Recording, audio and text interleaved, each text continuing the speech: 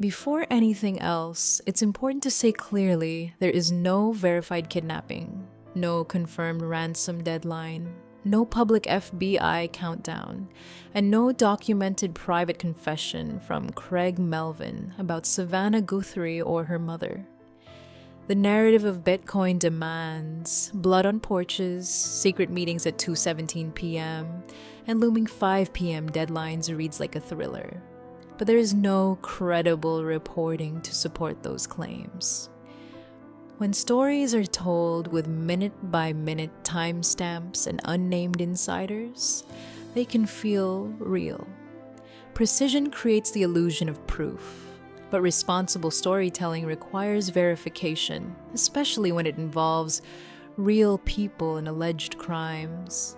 What we can explore, however, is the emotional core beneath the speculation. The dynamic between a high-achieving daughter and a strong, expectation-driven mother, and how that dynamic can shape public composure in private crisis. Craig Melvin's public persona versus private myth. Craig Melvin has built his reputation as steady, empathetic, and grounded on today. He is known for thoughtful interviews, measured reactions, and a quiet emotional intelligence.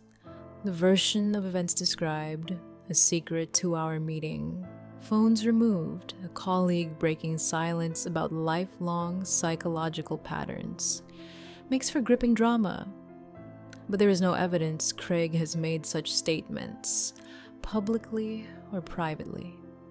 Assigning deeply personal psychological analysis to a real person without confirmation can unintentionally distort both his character and Savannah's. It turns colleagues into narrators of each other's childhood wounds. What is fair to say is that longtime co-hosts often develop insight into one another's habits, especially under pressure. That insight, however, is rarely packaged as exposé. It's usually expressed as loyalty, the mother-daughter narrative. The emotional thread at the center of this story, that Savannah may feel driven by a lifelong desire to meet her mother's expectations, is relatable on a human level. Many accomplished adults carry internalized voices from childhood that shape how they handle stress. High standards can become both fuel and burden. But suggesting that Savannah is responding to a crisis as if she is auditioning for approval crosses from interpretation into diagnosis. We do not have access to her private thoughts. We do know she has publicly spoken with affection and gratitude about her upbringing. Love and expectation often coexist in families without becoming emotional prisons. It is possible to have been raised with a discipline and still feel secure in that love. Reducing a complex relationship to a single psychological rope oversimplifies what only she truly understands. Composure is not proof of suppression. One of the most compelling parts of the narrative is the idea that Savannah's calm delivery in hypothetical crisis videos proves she is suppressing emotion to avoid disappointing her mother. That interpretation assumes that visible distress is the only authentic form of grief. In reality, people process fear and loss differently. Some cry openly. Others become hyper-focused and controlled. Journalists in particular are trained to separate emotion from message. Calm speech in a crisis does not necessarily signal repression. It may reflect professional instinct. Savannah's career has required her to hold steady through national tragedies and personal revelations alike. That steadiness may be coping, not performance. It is risky to interpret composure as evidence of hidden psychological distress without confirmation. Editing wins and hiding losses. The story suggests Savannah shares only victories with her mother and conceals struggles to maintain approval. While many adults filter what they tell aging parents to avoid causing worry, that doesn't automatically indicate conditional love. Adult children often protect parents from stress, especially when health is fragile. The idea that approval is oxygen and criticism is suffocation is poetic, but it is still metaphor. It paints a dramatic portrait of emotional dependency without documented proof. What we do know is that Savannah has spoken openly about fertility challenges and professional setbacks in interviews and books. That willingness to share publicly suggests she is not entirely governed by silence or fear of imperfection. Parenting as correction or evolution. Another powerful claim in the narrative is that Savannah parents her own children in a softer way as a deliberate correction to her upbringing. It's true that parenting styles evolve across generations, but evolution does not necessarily imply damage in the previous generation. Cultural shifts, research, and personal temperament all shape how someone raises their children. A mother allowing her daughters to cry does not automatically mean she was denied that permission. It may simply reflect broader generational change. Without first-hand testimony from Savannah herself, framing her parenting as psychological repair is speculative. It creates a compelling arc, but compelling arcs are not the same as confirmed reality.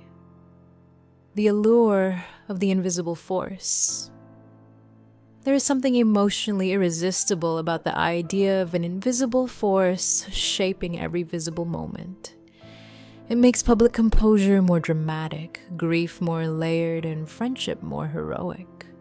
But narratives that assign singular causation to complex behavior tend to flatten nuance.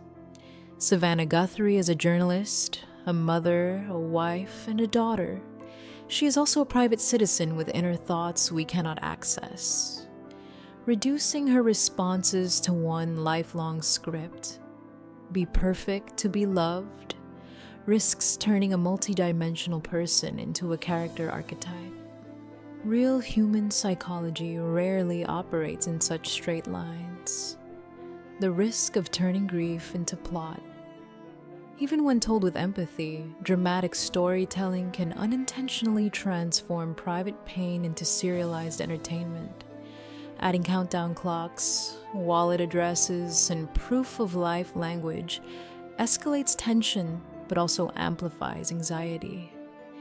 If there were an actual investigation involving a missing 84-year-old woman, responsible reporting would require official confirmation and restraint.